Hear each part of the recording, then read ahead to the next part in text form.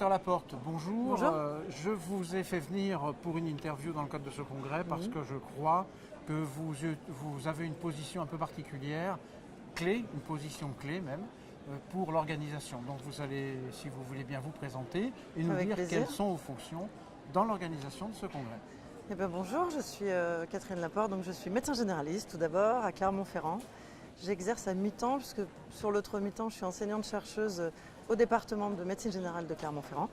Et j'ai la grande chance cette année d'être la présidente du comité scientifique de ce congrès pour cette édition 2017. C'est le congrès qui a la chance de vous avoir comme présidente. C'est gentil. Mais vous ne pouvez pas le dire. Dans ce congrès, j'ai vu qu'il y avait, si on doit sortir deux axes de ce congrès, dites-moi si je me trompe, j'avais l'impression qu'il y avait vraiment une orientation médecin et vraiment une orientation patient. Est-ce que c'est le cas et est-ce que déjà pour les médecins ça se confirme? Mais c'est vrai qu'il y a deux choses très importantes et intéressantes pour ce congrès. C'est d'abord le lieu de rencontre. C'est vraiment l'événement annuel où tous les médecins généralistes viennent. Ils savent qu'ils vont rencontrer leurs pairs, leurs confrères. Et le gros avantage de ce congrès, c'est le carrefour entre les enseignants, les non-enseignants, les chercheurs, les non-chercheurs, les générations, les domaines d'expertise très variés. Et c'est vraiment un moment convivial fort qui permet du lien entre les gens, du lien aussi entre les structures, entre justement ces domaines d'expertise différents. Et c'est un moment vraiment privilégié, je pense, qui a un sens dans la construction de l'identité de notre discipline et dans notre solidité.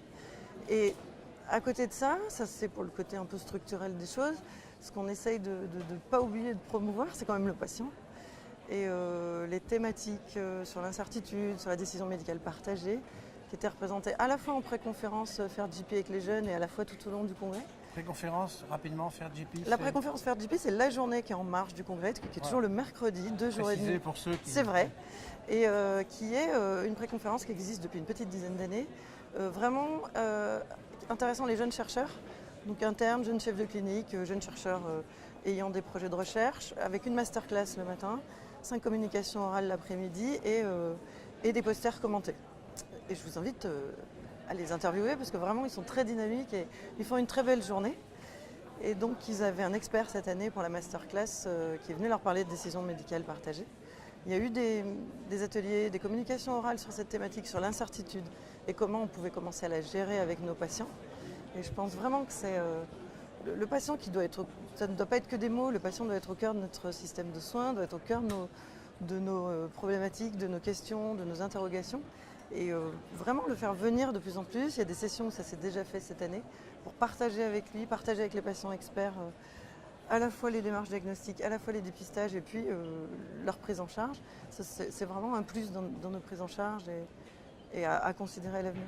Est-ce que la décision médicale partagée, on est aujourd'hui dans un congrès, tout est beau, est-ce que c'est un vœu pieux ou est-ce qu'on a vraiment déjà, on a mis le pied dedans et ça commence vraiment à prendre corps?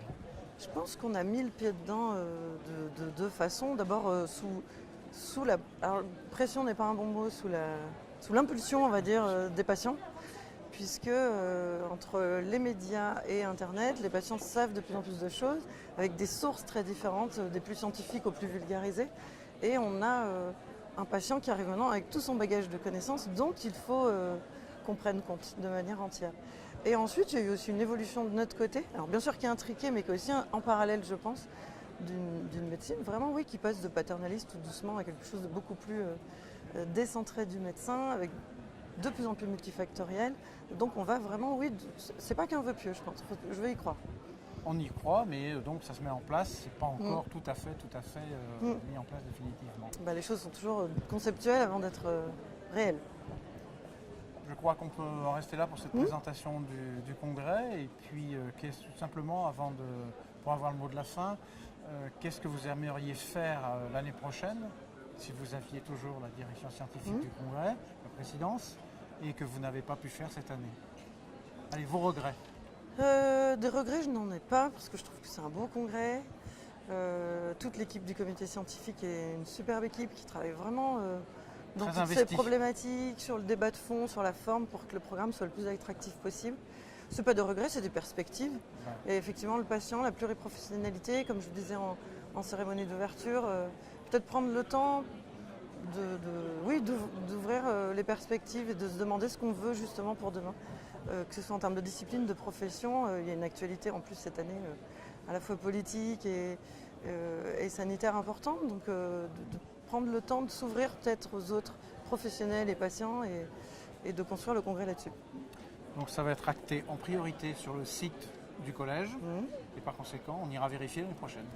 Avec plaisir, rendez-vous l'année prochaine. Merci beaucoup. Merci à vous.